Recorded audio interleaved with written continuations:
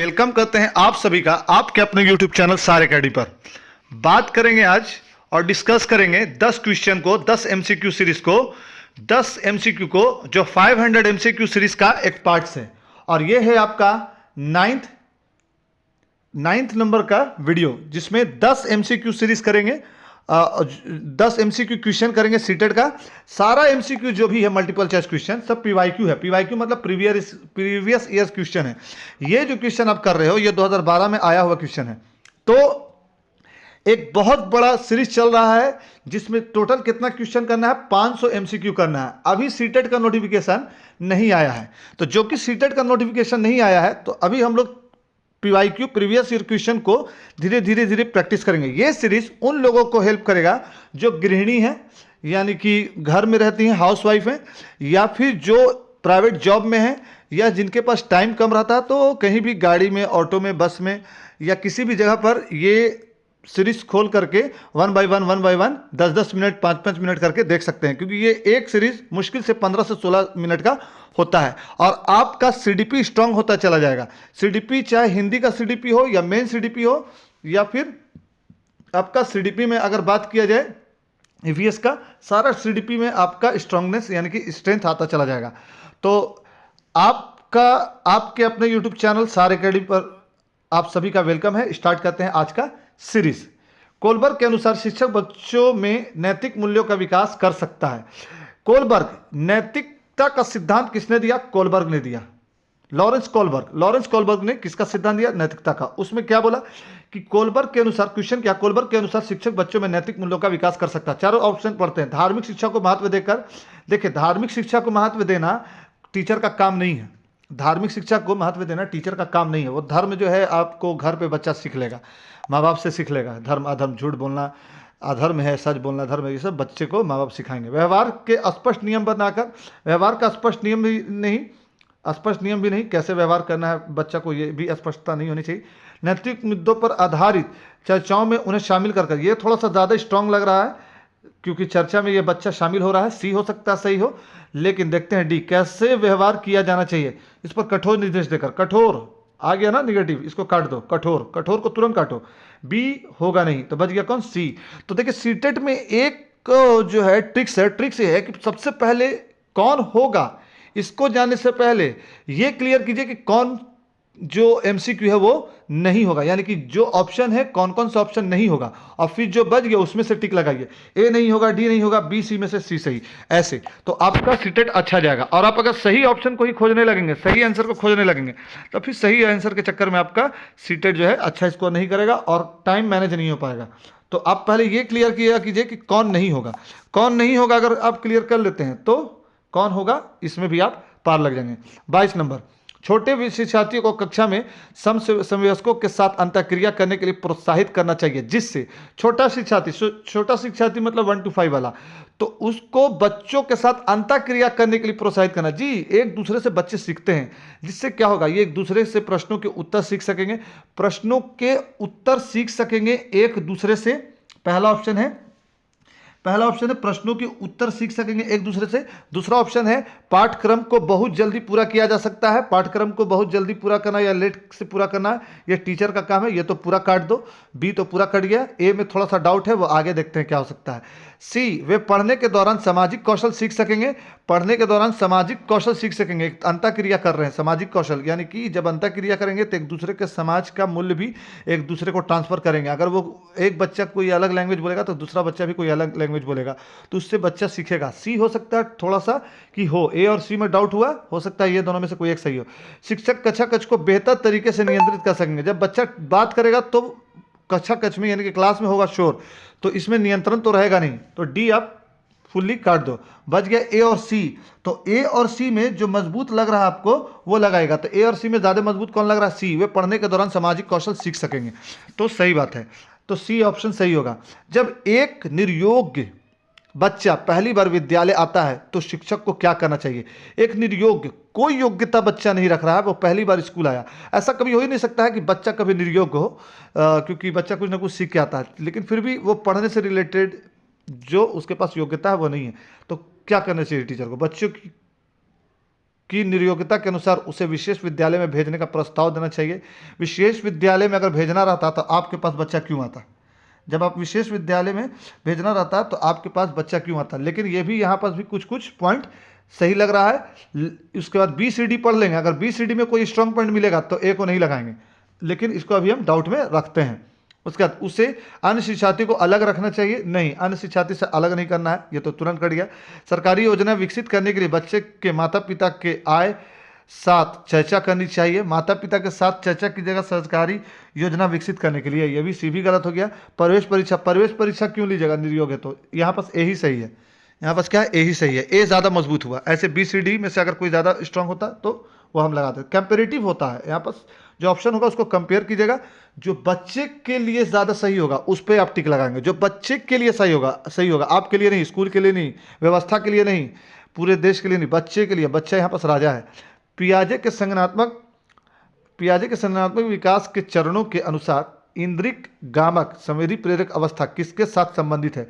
पियाजे ने संज्ञानात्मक विकास में इंद्रिय गामक संवेदी प्रेरक अवस्था का भी बताया था। इंद्रिय गामक मतलब जैसे बच्चा का इंद्रिय जो है एक्टिव रहेगा, जैसे कि आपको पेंसिल पकड़ना है ना, इस तरह का काम इंद्रिय वाला एक्टिव रहेगा। अनुकरण, स्मृति और मानसिक निरूपण, इसमें हाथ वाथ तो कुछ काम नहीं कर रहा है। ए में, ए के ऑप्शन में कोई इंद्रिय ज़्यादा एक्टिव हो रही है ए के ऑप्शन में, तो इसको भी अभी सस्पेंस में रखेंगे। अनुकरण करना इंद्रिय गामक है ना, संवेदी प्रेरक। संवेदना नहीं, यहाँ पर इंद्रिय गामक मतलब वो हाथ वाथ से नहीं होगा, इंद्रिय गामक मतलब संवेदना से रिलेटेड, सेंस से रिलेटेड। तो पियाजे के अनुसार संज्ञानात्मक विकास के चरणों में इंद्रिय गामक अवस्था किसके साथ संबंधित है? तार्किक रूप से समस्या समाधान की योग्यता विकसित कर ये नहीं होगा। ए हो सकता हो कि विकल्पों के निर्वचन और विश्लेषण करने की योग्यता पर, यह भी नहीं होगा। मानसिक मुद्दों से सरोकार, यह भी नहीं होगा, ए ही होगा, क्योंकि बच्चा स्मृति करेगा, मानसिक निरूपण करेगा और अनुकरण करेगा।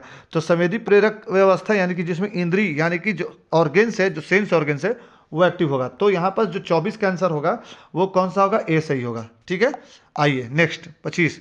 मानव व्यक्तित्व परिणाम है। मानव व्यक्तित्व यानी कि ह्यूमन पर्सनैलिटी किसका परिणाम है? पालन पोषण शिक्षा का, अनुवांशिक और वातावरण की अंतःक्रिया का। देखिए बी ज़्यादा स्ट्रांग लग रहा है, लेकिन हम सी और डी भी पढ़ेंगे। केवल वातावरण, केवल काटिए, केवल फटाक काटिए, तुरंत जल्दी केवल को काटिए, हटाइए।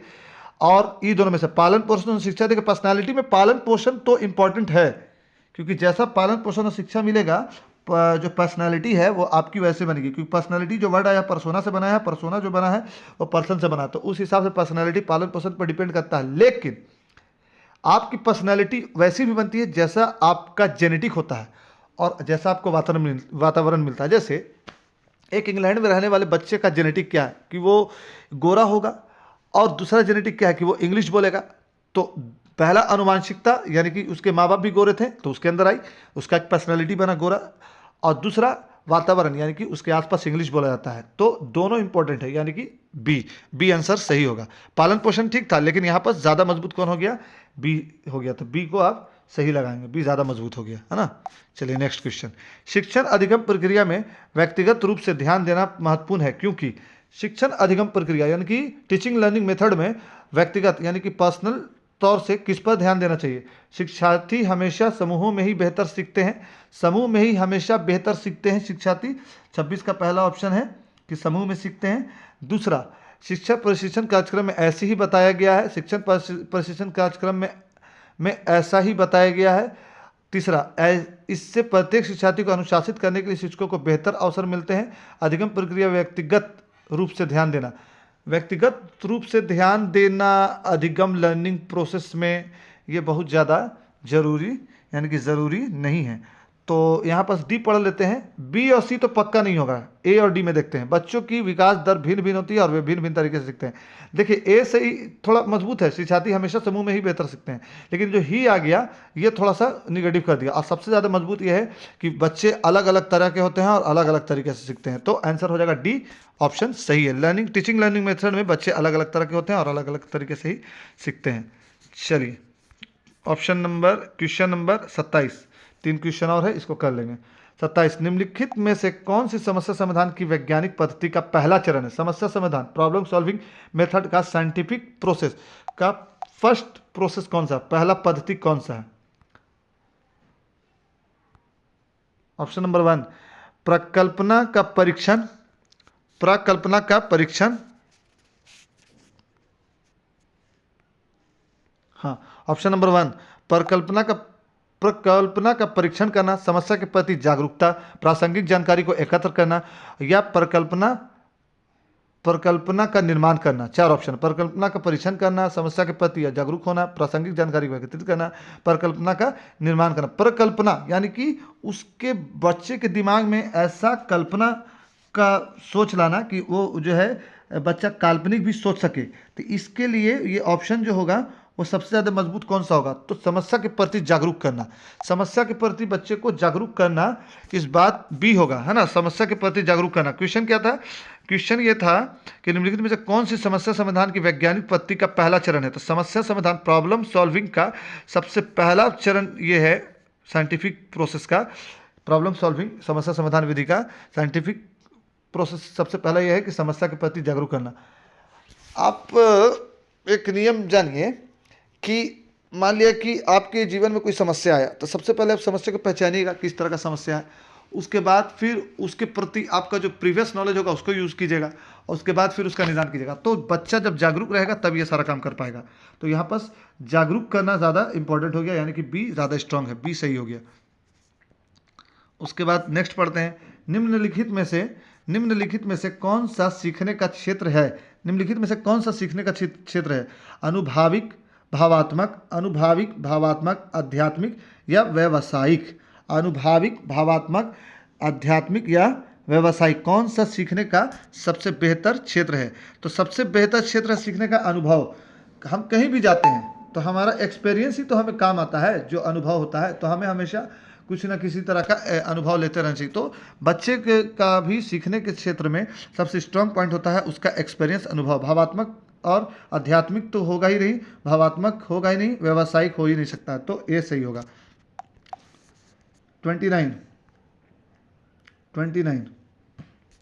जब बच्चा काज करते हुए उबने लगता है तो यह इस बात का संकेत है कि संभवतः काज यांत्रिक रूप से बार बार हो रहा है। बच्चा बुद्धिमान नहीं है, ऐसा कभी नहीं बोल सकते हैं, जेल भी हो जाएगा आपको।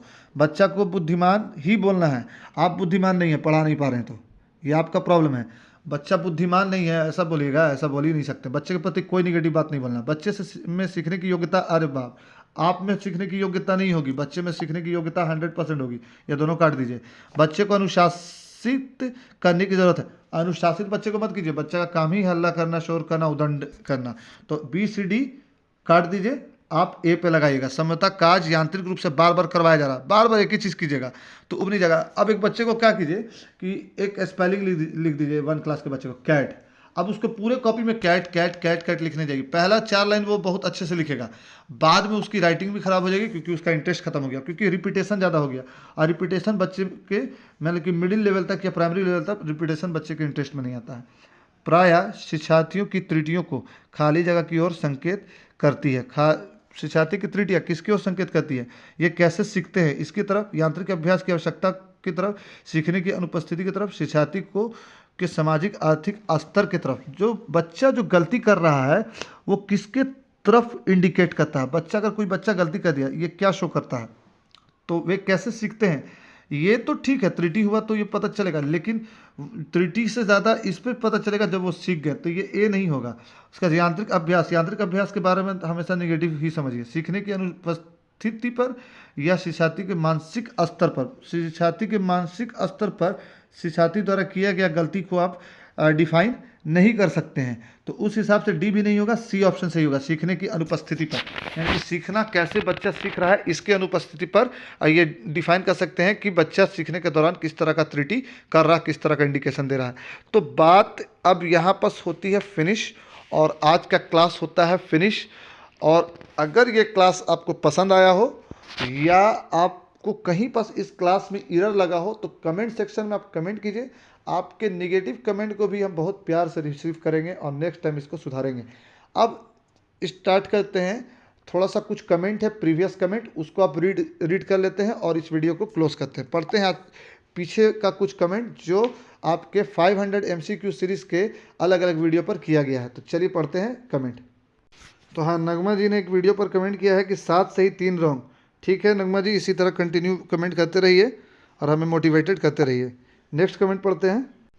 एक हमारे व्यूवर हैं, ये अलीन अलीन फनंड मस्ती, कोई इनका यूट्यूब पर नाम है। तो ये 8 लिखते हैं कि मेरा 8 आया, 8 आया है, तो बहुत अच्छा स्कोर है। आप कंटिन्यू कीजिए, आपका 10 में 10 भी आएगा, घबराइए नहीं।